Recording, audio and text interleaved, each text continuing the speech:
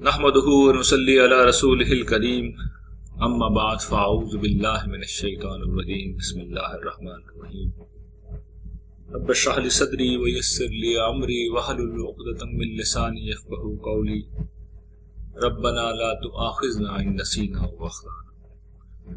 حاضرین گرامی قدر، تصور توحید کے عنوان سے اس کورس کا آج دوسرا لیکچر ہے جس میں ہم تعارف رب کے اوپر بات کریں گے۔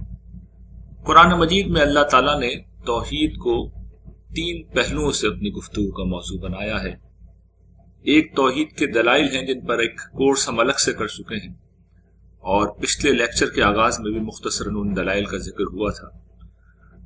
دوسری چیز یہی تعارف رب ہے جس پر انشاءاللہ العزیز آج ہم تفصیل کے ساتھ گفتگو کرنا شروع کریں گے، اور پھر اگلے لیکچرز میں بھی اس گفتگو کا سلسلہ انشاءاللہ جاری رہے گا۔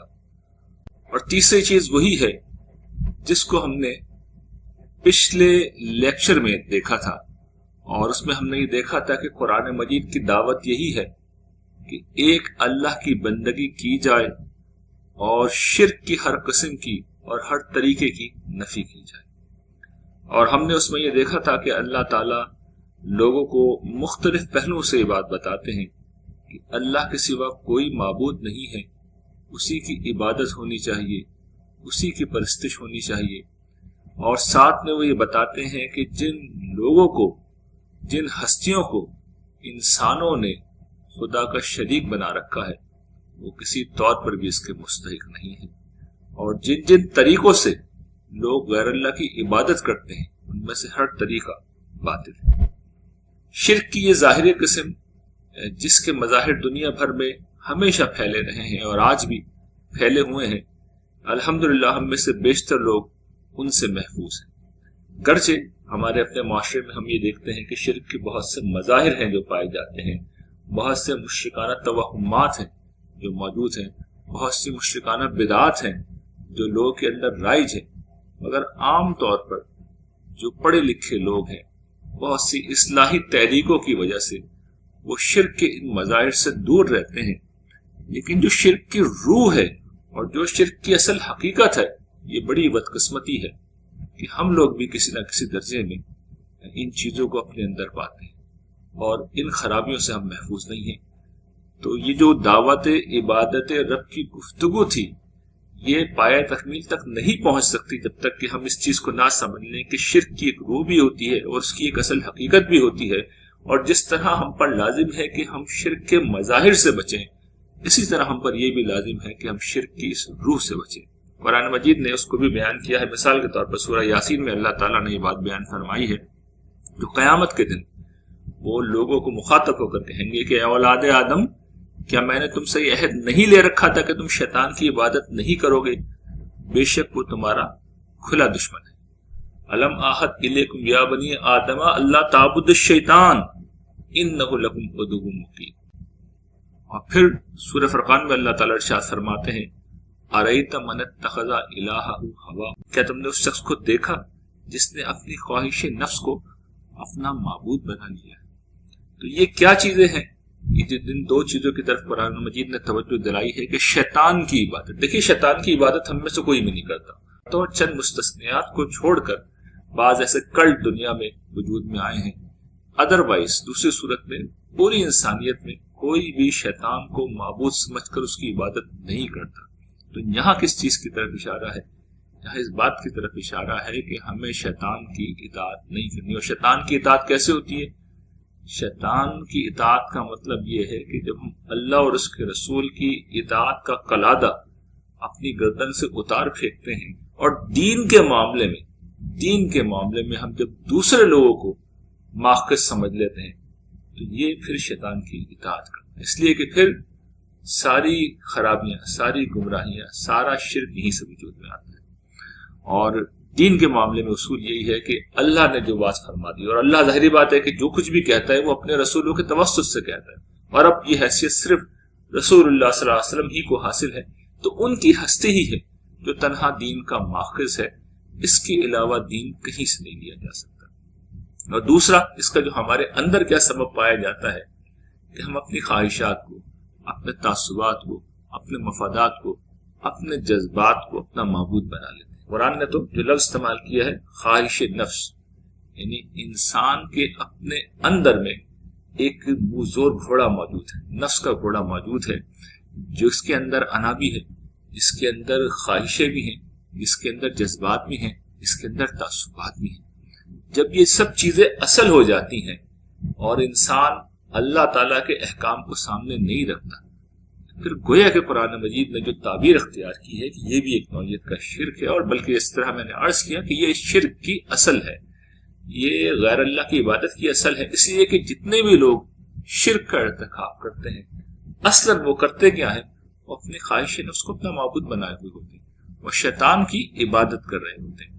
تو ہم چاہے شرک کے مظاہر کو اختیار نہ کریں، لیکن جس وقت ہم خدا کی بات نہیں مانتے، جس وقت ہم اس کی نافرمانی کا راستہ اختیار کرتے ہیں، جس وقت ہم خدا کی بات کو نظر انداز کر کے غیر اللہ کی بات کو اہمیت دیتے ہیں، تو یہ ون وے اور نادر اصل میں شیطان کی پرستش کا عمل ہے، یہ خواہش نفس کو معبود بنا لینے کا عمل ہے۔ تو اس پہلو سے مجھے اور آپ کو بہت محتاط ہونا چاہیے، کیونکہ ہم لوگ یہ سمجھتے ہیں کہ جی ہمارے اندر کہاں شرک پایا جاتا ہے، لیکن اس پہلو سے ہمیں محتاط رہنا چاہیے۔ اس کے بعد آج کے ہم موضوع کی طرف آتے ہیں، جو خاص طور پہ اس کورس میں ہم کور کر رہے ہیں کہ تعارف رب۔ قرآن مجید 3 پہلوؤں سے اللہ تعالیٰ کا تعارف کراتا ہے، ایک اللہ تعالیٰ کی ذات، دوسری اس کی صفات، اور تیسری اس کے سنن و حکم۔ سنن اصل میں سنت کی جمع ہے، اور سنت سے مراد وہ رسول اللہ صلی اللہ علیہ وسلم کی سنت نہیں، بلکہ اس کا مطلب ہے طریقہ، یعنی وہ کیا طریقے ہیں جن طریقوں سے اللہ تعالیٰ انسانوں کے ساتھ معاملہ کرتے ہیں، اور دوسرا اس کی حکمت، حکم حکمت کی جمع ہے، تو اس کی کیا حکمتیں ہیں جو دنیا میں کار فرما ہے، اس کا بھی تعارف قرآن مجید نے کسی درجے میں کرایا ہے۔ تو آج کے اس لیکچر میں ہم ذات کے حوالے سے بات کریں گے۔ قرآن مجید نے ذات باری تعالیٰ کے حوالے سے جس چیز پہ اصلاً فوکس کیا ہے وہ یہ بتانے پہ فوکس کیا ہے کہ خدا کی ہستی دیگر مخلوقات جیسی نہیں ہے، بلکہ کسی کی طرح بھی نہیں، اور اس کی وجہ یہ ہے کہ اس دنیا میں جتنی بھی گمراہیاں پھیلی ہیں شرک کے حوالے سے، خدا کی ہستی کے حوالے سے، وہ اس بنیاد پر اس وجہ سے پھیلی ہیں کہ لوگوں نے خدا کو مخلوق پر قیاس کیا، خدا کو غیر پر قیاس کیا، خدا کو انسانوں پر قیاس کیا، خدا کو اس دنیا کے بادشاہوں پر قیاس کیا۔ اس کے نتیجے میں ساری گمراہیاں پیدا ہوئی۔ چنانچہ قرآن مجید نے اللہ تعالیٰ کی ذات کے حوالے سے تو کچھ نہیں بتایا، اس لیے کہ میں اور آپ جب ذات کی بات کرتے ہیں تو ہمارے سامنے شکل آتی ہے، صورت آتی ہے، جسم آتا ہے، قد و قامت آتا ہے۔ اللہ تعالیٰ ان ساری چیزوں سے بلند ہے، پاک ہے، وہ ہر قسم کے جسم سے پاک ہے۔ تو اللہ تعالیٰ نے جب اپنی ذات کی بات کی ہے تو اس میں اصولی بات ایک ہی بات بیان کی، اصولی بات یہی بیان کی ہے، قل هو اللہ احد، تم اعلان کر دو کہ اللہ یکتا ہے۔ احد کا مطلب ایک نہیں ہوتا، احد کا مطلب ہوتا ہے اللہ یکتا ہے۔ یکتا کا مطلب کیا ہے؟ وہ یونیک ہے، اس جیسا کوئی نہیں۔ اور ٹھیک یہی بات قرآن نے دوسرے مقامات پر بھی بیان کر دی ہے، سورہ شورى میں جیسے بیان کیا ہے، لیس کمثلہ شیء، اس جیسا کوئی نہیں۔ اور پھر فلا تضربوا للہ الامثال، تم اللہ کے لیے مثالیں نہ بیان کرو، یعنی یہ بیان نہ کرو اللہ ایسا ہے اور ایسا ہے، یہ اللہ کی مثل بھی کوئی ہے، یہ اللہ کسی کی مثل ہے۔ ساری خرابیاں یہیں سے پیدا ہوتی ہیں۔ اس حقیقت کو سمجھ لینا چاہیے کہ اللہ تعالیٰ یونیک ہے، وہ اپنی ذات میں تنہا ہے، یکتا ہے، نہ کوئی ان جیسا ہے نہ وہ کسی کے جیسا۔ اب اس بات کو سمجھیے کہ قرآن مجید نے اس کے مختلف پہلوؤں کو واضح کیا ہے اور یہ بتایا ہے کہ خدا، ہمارا رب، ہمارا آقا، ہمارا پروردگار کس طرح مختلف ہے۔ ایک چیز جو اس حوالے سے اللہ تعالیٰ بڑی اہم بیان کرتے ہیں کہ اللہ تعالیٰ الحی القیوم ہے اور الغنی الحمید ہے۔ دیکھیے الحی القیوم کیا ہے؟ یہ اللہ تعالیٰ کی ذات کا بیان ہے۔ میں اور آپ بھی زندہ ہیں، لیکن ہم کسی کی وجہ سے پیدا ہوئے، ہم کسی کے ہونے کی وجہ سے۔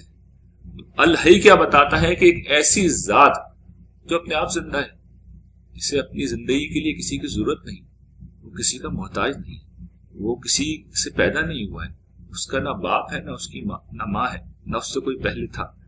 تو یہ اللہ تعالیٰ کے بارے میں ہمیں قرآن مجید بتاتا ہے، وہ الحی ہے اور وہ القیوم ہے۔ قیوم کا مطلب یہ ہے کہ اسے اپنی بقا کے لیے کسی سہارے کی ضرورت نہیں ہے۔ میں اور آپ اگر زندہ ہیں ایک لائف سپورٹنگ سسٹم اس دنیا میں موجود ہے، وہ سسٹم ختم ہو جائے گا، ہم بھی ختم ہو جائیں گے، لیکن اللہ تعالیٰ کو نہ کھانا چاہیے، نہ پانی چاہیے، نہ بیوی چاہیے، نہ بچے چاہیے، انہیں کسی چیز کی ضرورت نہیں، انہیں کسی سہارے کی ضرورت نہیں ہے، وہ اپنی ذات میں قائم ہے، وہ اپنی ذات میں زندہ ہے۔ یہ بالکل ایک مختلف چیز ہے جو انسانوں کے تصور سے بالکل مختلف چیز ہے، لیکن قرآن نے اسے انٹروڈیوس کرایا ہے کہ یہ حقیقت ہے، اس کو سمجھ۔ دوسری بات جو اللہ تعالیٰ نے اسی حوالے سے بیان کی ہے کہ اللہ تعالیٰ الغنی بھی ہیں اور الحمید بھی ہیں۔ دیکھیے یہ اللہ تعالیٰ کی یکتائی کا ایک دوسرے پہلو سے بڑا خوبصورت بیان ہے۔ اس دنیا میں بڑے سے بڑا بادشاہ ہو، اسے کوئی بھی کام کرنے کے لیے وزیروں کی ضرورت ہے، مشیروں کی ضرورت ہے، حکمران ہوتے ہیں، ان کے اسسٹنٹ ہوتے ہیں، ان کے سیکریٹری ہوتے ہیں۔ تو اللہ تعالیٰ ہر احتیاج سے، ہر سہارے سے، ہر ضرورت سے اور ہر قسم کی سپورٹ سے، یعنی وہ بالکل پاک ہے، بے نیاز ہے، وہ جو چاہے کر سکتے ہیں اور وہ ہر چیز کے اوپر قدرت رکھتے ہیں، علی کل شیء قدیر ہیں، اور جو چاہتے ہیں یفعل ما یرید ہے، جو چاہتے ہیں وہ کر دیتے ہیں، وہ کسی کے محتاج نہیں ہے۔ گرچہ انہوں نے ایک دنیا کا نظام چلانے کے لیے ایک پوری بیوروکریسی بنا رکھی ہے، فرشتے ہیں جو نظام چلا رہے ہیں، لیکن کیا وہ ان کے محتاج ہیں؟ نہیں، فرشتے ان کے محتاج ہیں۔ وہ انہوں نے اپنی عظمت کے اظہار کے لیے سلسلہ تو کیا ہے، لیکن وہ محتاج نہیں ہے۔ اچھا، احتیاج کی ایک شکل وہ بھی ہوتی ہے کہ جس میں جو ہم انسانوں کے پہلو سے میں عرض کروں کہ ہم نفسیاتی طور پہ محتاج ہوتے ہیں کہ ہماری تعریف کی جائے، ہم بڑے ہیں تو ہماری بڑائی کا اعتراف ہو، ہم عظیم ہیں تو ہماری عظمت کا اعتراف ہو۔ تو اللہ تعالیٰ نے اس پہلو سے بھی توجہ دلائی ہے کہ اللہ تعالیٰ الحمید ہیں، اپنی ذات میں محمود ہیں۔ انہیں اس بات کی ضرورت نہیں ہے کہ ان کی عبادت کی جائے، ان کی پرستش کی جائے، ان کی بندگی کی جائے، انہیں مانا جائے، انہیں پوجا جائے، نہیں، یہ ان کی ضرورت نہیں ہے۔ یعنی انہیں کوئی پرابلم نہیں ہوگا اگر کوئی ان کی عبادت نہ کرے، سب ان کا انکار کر دیں، کوئی مسئلہ نہیں ہوگا۔ تو قرآن مجید نے اس تصور کو بھی واضح کیا ہے کہ اللہ تعالیٰ ان سارے پہلوؤں سے بالکل مختلف ہے، بالکل منفرد ہے، بالکل یکتا ہے۔ یہ اللہ تعالیٰ کے متعلق یہ حقیقت سمجھ لینی چاہیے۔ اور دیکھیے جب یہ چیزیں لوگ نہیں سمجھتے، تو پھر دیکھیے شرک کہاں سے در آتا ہے۔ اب اس کو سمجھ لیں کیوں بتایا قرآن مجید۔ یہ جو بیٹے کا تصور ہے، یہ جو بیٹیوں کا تصور ہے، یہ جو ایک ہندو یا گریک میتھولوجی جو آپ دیکھتے ہیں کہ دیو مالا ہے، جس کے اندر دیوی دیوتاؤں کا ایک سلسلہ ہوتا ہے، جس میں کوئی باپ ہوتا ہے، جس میں کوئی بیٹا ہوتا ہے، جس میں بیوی ہوتی ہے، اور جس میں پھر وہ سارا سلسلہ چل رہا ہوتا ہے، وہ سب میں یہی سے پھوٹتا ہے۔ جب اللہ تعالیٰ کی یہ صفات، آپ اس کی ذات کے یہ پہلو جب مائنس کر دیتے ہیں اپنی نظر سے، تو پھر اس کے نتیجے میں گریک میتھولوجی وجود میں آ جاتی ہے۔ اگر کسی نے، آپ میں سے کسی نے پڑھ رکھی ہے یا اس سے واقف ہے، تو وہ کبھی اس سے تقابل کیجیے گا جو میں عرض کر رہا ہوں، یہ چاروں چیزیں نکال لیں تو گریک میتھولوجی وجود میں آ جائے گی، ہندو میتھولوجی وجود میں آ جائے گی، ہندو اور یونانی دیومالا وجود میں آ جائے گی، اور اس میں پھر یہی سلسلہ ہوگا، ایک پوری ہائرارکی ہوگی، ایک چین ہوگی، اس میں سارے واقعات ہوں گے، اس میں وہ ساری چیزیں ہوں گی جو آپ کو لگے گا کہ گویا کہ انسان ہے زمین کے بجائے بس آسمان پہ بیٹھے۔ تو یہ ایک پہلو تھا۔ دوسرا پہلو وہ یہ کہ اللہ تعالیٰ زمان و مکان سے ماورا ہے۔ قرآن مجید اس کو بیان کرتا ہے، هو الاول والآخر والظاہر والباطن وهو بكل شيء علیم۔ وہ اول ہے، وہ آخر ہے، وہ ظاہر ہے، وہ باطن ہے، وہ ہر چیز کا علم رکھتا ہے۔ تو بعض لوگ اس سے وحدت الشہود نکالتے ہیں یا وحدت الوجود نکالتے ہیں، نہیں، اس طرح کی کوئی بات نہیں کر رہے اللہ تعالیٰ۔ اللہ تعالیٰ ہمارے معیارات کو سامنے رکھ کے بتا رہے ہیں کہ تم چیزوں کو ٹائم اینڈ اسپیس کے ڈائمینشن میں سمجھتے ہو، ہم کوئی تصور نہیں کر سکتے۔ ٹائم اینڈ اسپیس سے ماورا ہم کچھ تصور نہیں کر سکتے، زمان و مکان سے ماورا ہم کچھ نہیں سوچ سکتے۔ یعنی ہمارے نزدیک ہر شخص کہیں نہ کہیں شروع ہوتا ہے، کبھی نہ کبھی ختم ہوتا ہے۔ ہمارے نزدیک ہر شخص کہیں ہوتا ہے یا نہیں ہوتا، ہم چیزوں کو ایسے دیکھتے ہیں، ایسے سمجھتے ہیں۔ تو اللہ تعالیٰ بتاتے ہیں کہ بھائی وہ اول ہے، اس سے پہلے کوئی نہیں، وہ آخر ہے، اس کے بعد کوئی نہیں، وہ ٹائم سے بلند ہے، ٹائم جب نہیں تھا وہ تب بھی تھے، ٹائم جب ہے وہ تب بھی ہیں، ٹائم نہیں ہوگا وہ تب بھی ہوں گے۔ تو وہ اس سانچے میں، اس زاویے سے تم اللہ تعالیٰ کو نہ دیکھ سکتے ہو نہ سمجھ سکتے ہو۔ اسی طریقے سے وہ اپنے علم کے ساتھ ہر چیز کا احاطہ کر رہے ہیں، اس طرح کہ گویا کہ جس طرح تم کہیں پہ ظاہر ہوتے ہو تو یہ سمجھو اللہ تعالیٰ اسی طرح ظاہر ہے، لیکن باطن ہے، پوشیدہ ہے، تم انہیں نہیں پا سکتے، تم ان کو دیکھ نہیں سکتے، لیکن ان کا باطن ہونا کیا بتا رہا ہے؟ یعنی اللہ تعالیٰ جو کہ زمانے سے بھی بلند ہے اور زمانے کے ساتھ ساتھ جو خلا ہے، زمان و مکان جسے ہم کہتے ہیں، دونوں سے بلند ہیں. تو جب وہ کہیں نہیں ہوتے اس کا مطلب یہ ہر جگہ ہوتے ہیں، یعنی وہ باطن ہو کر، پوشیدہ ہو کر ہر جگہ موجود ہے. کہنے کا مطلب یہ ہے. لیکن چونکہ وہ جسم سے ماورا ہے، جسم سے پاک ہے، تو ان کی موجودگی وہ موجودگی نہیں ہے جو تمہاری ہوتی ہے، بلکہ وہ اپنے علم کے ساتھ احاطہ کیے ہوئے. اور یہیں سے پھر قرآن مجید نے اصل میں یہ کیوں موضوع بنا لیا اس چیز کو. شرک یہاں سے کہاں سے پیدا ہوتا ہے کہ جی یہ جو جتنے سفارشی ہیں، جتنے شرکاء ہیں، یہ شرکاء اللہ تعالیٰ کو بتاتے ہیں جی اللہ تعالیٰ فلاں فلاں خوبیاں اس بندے کے اندر، اس کو چھوڑ دیجیے، اس کو معاف کر دیجیے. کیوں معاف کر دیں، کیوں چھوڑ دیں، تم سے زیادہ جانتے ہیں. قرآن نے اس کو واضح کیا ہے کہ مخلوق میں سے بھی اگر کسی کو کوئی علم دیا گیا ہے تو اللہ نے دیا ہے. اسی حوالے سے ایک اور جو چیز قرآن مجید جس کو واضح کرتا ہے، وہ عرش کا تصور ہے. یہ اصل میں خدا کی کوئی رہنے کی جگہ نہیں ہے جس طرح بعض لوگ خیال کرتے ہیں. اللہ تعالیٰ وہاں موجود نہیں ہوتے، بلکہ مخلوق کی یہ احتیاج ہے، یہ اس کی ضرورت ہے کہ بھئی وہ تو کہیں نہ کہیں رخ کرے گی نا. اب وہ تو ہر جگہ اللہ تعالیٰ سے گفتگو نہیں کر سکتی، وہ اس چیز کے محتاج ہے. فرشتے محتاج ہے کہ کہیں جا کے رپورٹنگ کریں. ایک ہائرارکی پوری بنی ہوئی ہے. تو جو ہائرارکی کا سب سے آخری سرا ہے، جہاں پر حاملین عرش موجود ہیں، وہاں پہ اصل میں رپورٹنگ ہوتی ہے. اور اللہ تعالیٰ کے تجلیات کی وہ جگہ ایک مرکز ہے. تو ہم جس طریقے سے دنیا میں دیکھتے ہیں کہ بادشاہ کا ایک عرش ہوتا ہے، ایک تخت ہوتا ہے، بادشاہ وہاں جلوہ افروز ہوتا ہے، عمرہ، درباری، وزراء، سرکاری کارندے وہاں آتے ہیں، بیٹھتے ہیں، بادشاہ سے بات کرتے ہیں. گویا کہ اس تصور کو اللہ تعالیٰ نے لے لیا، اور یہ چونکہ مخلوق کی ایک ضرورت ہے، احتیاج ہے. فرشتے بھی بہرحال اگر رپورٹ کرتے ہیں تو وہی کرتے ہیں، لیکن اس کا مطلب یہ نہیں کہ اللہ تعالیٰ کہیں پہ موجود ہوتے ہیں. اللہ تعالیٰ اس طرح کی ہر چیز سے پاک ہے، وہ ہر جگہ ہوتے ہیں، اور ہر جگہ اپنے علم کے ساتھ انہوں نے احاطہ کر رکھا ہے. وہ جسم سے چونکہ پاک ہیں تو ان کے ہونے سے کوئی یہ مطلب نہ سمجھے کہ جسمانی طور پہ وہ کہیں پہ موجود ہوتے ہیں. پھر ایک اور چیز جو ان کے حوالے سے قرآن مجید نے بیان کی اور بڑی اہم بات ہے، اور یہ بھی بہت بڑی گمراہیوں کا سبب رہی ہے، اس پہ میں پہلے بھی توجہ دلاتا رہا ہوں. اقبال کا بارہا ایک شعر بھی میں پڑھتا ہوں کہ خوگر پیکر محسوس تھی انسان کی نظر، پوچھتا پھر کوئی اندیکھے خدا کو کیوں کر، پوچھتا پھر کوئی اندیکھے خدا کو کیوں کر. تو انسان ہمیشہ سے اس کے خواہش مند رہے ہیں کہ چیزیں نظر آئیں، حتیٰ کہ ان کا معبود بھی نظر آئے، چاہے وہ کوئی بچھڑا ہی کیوں نہ ہو، چاہے وہ پتھر ہی کیوں نہ ہو. لیکن قرآن مجید نے اس کو واضح کیا ہے کہ اللہ تعالیٰ کو تم پا نہیں سکتے. لا تدرکہ الابصار، نگاہیں اس کو نہیں پا سکتی، اس کا احاطہ نہیں کر سکتی. اور مومنوں کی صفات کیا ہوتی ہے؟ یؤمنون بالغیب، وہ غیب میں رہتے ہیں. اور یخشون ربہم بالغیب، اور اپنے رب سے ڈرتے ہیں تو غیب میں رہتے ہوئے ڈرتے ہیں. انہیں اس بات کی ضرورت نہیں ہوتی کہ اللہ تعالیٰ سامنے آئے، نظر آئے اور پھر وہ بندے بنیں گے. نہیں، وہ دیکھے ہی بندے بنتے ہیں، اس لیے کہ وہ اپنی عقل کی روشنی میں اللہ تعالیٰ کو پہچان لیتے ہیں. لیکن یہ چیز بھی چونکہ بڑی گمراہیوں کا سبب بنی ہے، اسی لیے اللہ تعالیٰ نے اس کو بھی قرآن مجید میں اپنی ذات کے حوالے سے واضح کیا ہے کہ اس کی ذات کو تم دیکھ نہیں سکتے. اور ایک آخری چیز، اور جو یہ بھی بڑی اہم چیز ہے اور یہ بھی بڑی گمراہیوں کا سبب رہی ہے، جس کو لوگ نہیں سمجھتے، قرآن بیان کرتا ہے، توجہ دلاتا ہے کہ اللہ تعالیٰ خالق ہے اور باقی سب مخلوق ہے. دیکھیے یہ کہنے کو تو بہت سادہ بات ہے، ہم میں سے ہر شخص اس کو اطمینان کے ساتھ دہرا دے گا، سمجھتا ہے، لیکن اس پس منظر میں سمجھیے گمراہی کیا ہے.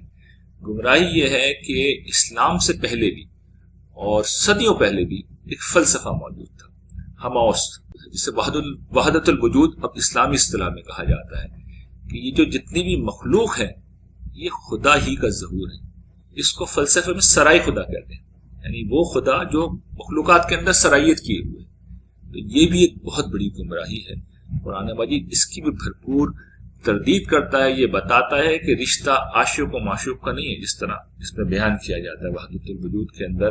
یا یوں نہیں ہے کہ سمندر اور قطرے کا رشتہ ہے اور قطرہ اپنے سمندر سے جدا ہو گیا ہے اور اس کی جو ہے وہ انتہا یہ ہے کہ وہ وصال یار ہو جائے اور قطرہ سمندر میں جا گرے. نہیں، یہ تصور نہیں دیتا قرآن مجید. قرآن مجید بالکل واضح ہے، تعلق عبد و معبود کا ہے، خالق و مخلوق کا ہے. اللہ تعالیٰ ہمارے خالق ہیں، بالکل یونیک ہے، بالکل ڈفرینٹ ہے، ہم مخلوق ہیں، ہم مخلوق ہیں. اور الہاد کا بھی قرآن یہاں سے دیکھیے خلا کما کرتا ہے. یہ جو سوال کیا جاتا ہے نا کہ بھئی ہر چیز کو خدا نے بنایا تو پھر خدا کو کس نے بنایا، تو اللہ تعالیٰ کہتے ہیں کہ یہ سوال مخلوق کے بارے میں پیدا ہوتا ہے. اللہ تعالیٰ کے بارے میں تو پیدا نہیں ہوتا. یعنی یہ اس اصطلاح کو متعارف کرا کہ قرآن مجید نے کہ وہ خالق ہے. اللہ تعالیٰ نے واضح کر دیا کہ جو سوال مخلوق پہ پیدا ہوتے ہیں وہ خالق پہ پیدا نہیں ہوتے. پیچھے ہم دیکھ چکے ہیں نا کہ مخلوق کے بارے میں تو بہت سارے سوالات پیدا ہوتے ہیں. بھئی کب آغاز ہوا, کب اختتام ہوگا, اس وقت کہیں موجود ہے یا کہیں نہیں ہے. یہ سارے سوالات اللہ تعالیٰ پہ پیدا نہیں ہو رہے, اسی کی تردید کر رہا ہے قرآن. قرآن یہ بھی بتا رہا ہے کہ وہ خالق ہے. اور پھر اللہ تعالیٰ نے اس کو ہم انشاءاللہ آگے چل کے دیکھیں گے بھی, اللہ تعالیٰ کو ایک مشخص ہستی کے طور پر انٹروڈیوس کرایا قرآن. ایک جس طرح انسان ایک شخصیت ہوتی ہے نا انسان کی, اسی طرح اللہ تعالیٰ کی شخصیت کو انٹروڈیوس کرایا گیا ہے. اس کے لیے وہ صیغے استعمال کیے گئے, اس کے لیے وہ اسالیب اختیار کیے گئے جس سے تصور یہ قائم ہو کہ وہ ایک ہستی ہے, وہ ایک ممیز ہستی ہے, وہ پرسنالٹی ہے, وہ شخصیت ہے, وہ کائنات میں سرایت کیا ہوا کوئی وجود نہیں ہے. یعنی بے شک وہ نظر نہیں آتا, بے شک وہ تمہارے تصورات سے ماورا ہے, لیکن ہے وہ شخصیت, ہے وہ پرسنالٹی. تو یہ تصور ہے جو قرآن مجید نے دیا. اس کی کچھ تفصیل انشاءاللہ ہم آگے چل کے دیکھیں گے, لیکن ان اصولی باتوں کا آپ سمجھ لیجئے. اس کا میں خلاصہ کر رہا ہوں کہ تعارف رب میں جب ذات کا ذکر قرآن مجید کرتا ہے تو اصل میں یہ نہیں بتاتا کہ اللہ تعالیٰ ایسے ہیں ایسے ہیں ایسے ہیں. وہ صرف یہ بتا رہا ہوتا ہے کہ اللہ تعالیٰ اس پہلو سے تم سے مختلف ہے, کیونکہ قل هو اللہ ہوا, وہ یکتا ہے, وہ یونیک ہے, ان جیسا کوئی نہیں. وآخر دعوانا ان الحمد للہ رب العالمین.